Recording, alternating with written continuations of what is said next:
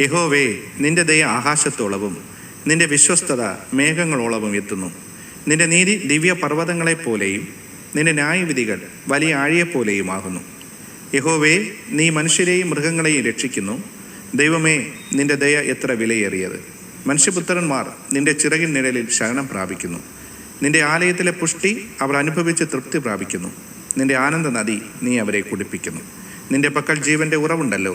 നിന്റെ പ്രകാശത്തിൽ ഞങ്ങൾ പ്രകാശം കാണുന്നു. സങ്കീർത്തനങ്ങൾ 36 അധ്യായം 5 മുതൽ 9 വരെയുള്ള വാക്യങ്ങൾ.